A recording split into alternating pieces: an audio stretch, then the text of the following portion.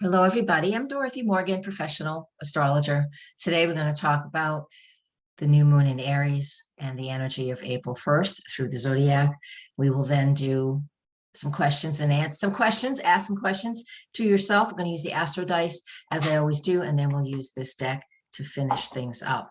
So let's get started with the astrology. So like the wall behind me, which I will be working on. I'll get my elemental symbols back up here.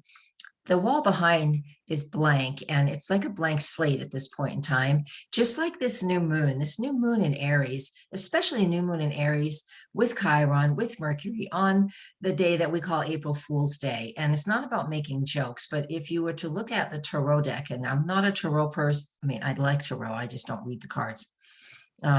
I've tried, astrology is my thing. But I do know that Fool card is a 0, and it's all about initiating new action, taking that risk. And it's that innocent, naive risk as well. But it's also, if you don't feel it's that, it's like the courage to take a risk and to take a chance. And a courage as well, because with Chiron in the mix with this new moon that we just had, and the sun will make the conjunction to that later tonight. But as applying aspects, that's when you really feel it before they even become exact. You know, when you're reading your ephemeruses and you see when planets are in exact aspect with each other, I mean, that's the peak of the aspect. And depending on the planet we're talking about, the moon moves pretty quickly. You know, as an applying aspect, you will feel it as we're coming to it. And so tends to have more. We feel it. I do. I know I feel these applying aspects almost more than when they're exact. Everybody's a little bit different. Depends on what your chart signature looks like too. How many applying aspects you have in your own chart and how many separating. But that's a lesson in another story. So what do I want to do with this new moon? Again, we always set our intentions, find where 11, 12 degrees of Aries is in your chart. So that area of your chart, those houses are going to be, that house actually is going to be highlighted with this new moon. So make sure you find some time over the next day or two while we're still in the new moon phase. And see if you have this opportunity. What is this opportunity to take charge, to take a new risk, to be courageous, try something different. All right. They are, as the moon quickly throughout the day, later in the evening, actually here on the East Coast, especially between, let me get the time period, between 6 p.m. and 10 p.m. is when the moon will make a sextile to Mars and Saturn as they are coming together. They come together on April 4th. And I'll talk about that a little bit every day as we get closer to it. But it can create, with the moon in Aries, that masculine energy of assertion and even, you know, again, courage and aggression. It depends on where you are. We can use any of those or none of them. However, sextiling Aquarius planets, Mars and Saturn, another thing that you can do, and Chiron's about doing that too. How are, you know, where are you feeling restricted? And this is a new moon, so we want to release what is no longer serving us, right? So we have space to create what's new. The new moon isn't necessarily about releasing, but if we don't have any space for something new, then we need to release it. So the Saturn and Mars in Aquarius, the moon sextiles that later this evening, which will activate them and bring them together before the 4th. And it just helps us to understand, it's like, all right, I need to do something different.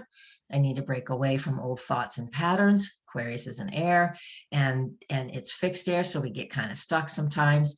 Aquarius is also about shifting into what is new. I don't need my screen on anymore. Shifting into what is new or more into freedom. The moon is new, into freedom. So, all right, where is my, I'm going to do my Astro dice now. So if you have a question, here, I'll put this up. You guys always see it. There it is. I wasn't prepared for that. If you have a question, now's the time, because the Astro dice, while they are about astrology, it interprets a question at this moment in time. Sometimes it even adds to what we have going on here. So let's give it a roll. Hit pause if you need a minute to ask you a question. Mercury in Cancer in the second house is what it rolls. So that energy is represented by, it's not what's in the sky. It is an energy reading.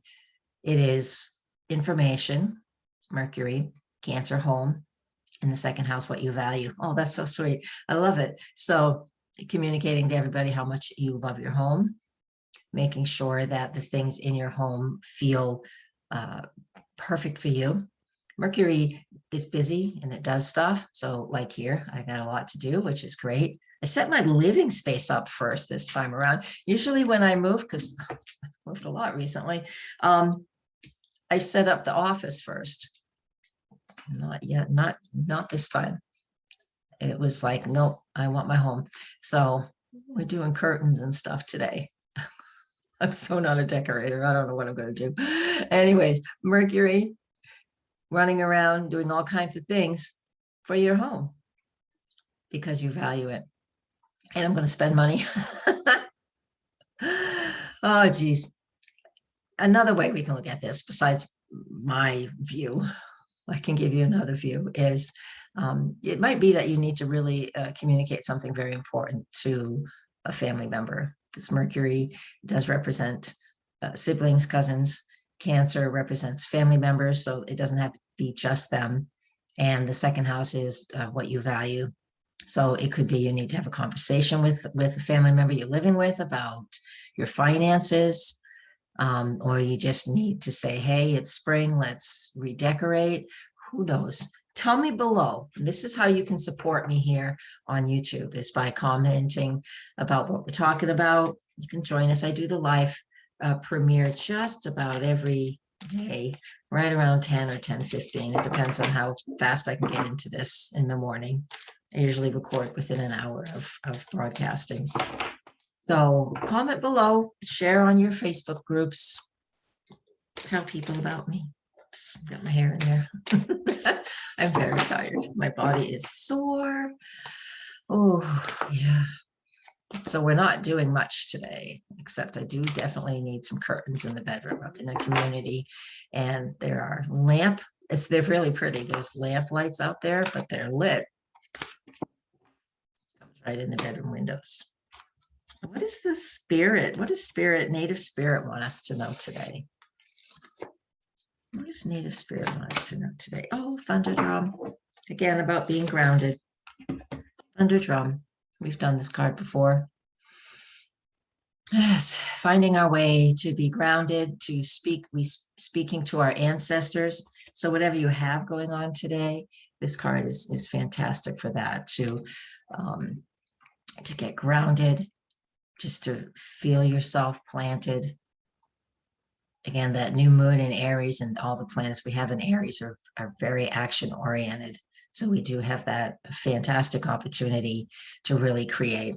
And if you're feeling, and if that's not your reality, and if you're feeling a bit ungrounded, then spend some time and just write into here. You know, remember, we've done this. They want you to do that heartbeat. You can just do that right there, or right there, however you want it. Just that double thumb, that's the heart. That grounds us, that gets us back into our bodies and back into the present moment. And yeah, and that will help too. And so don't forget to breathe. I think that is what I'll leave us with today.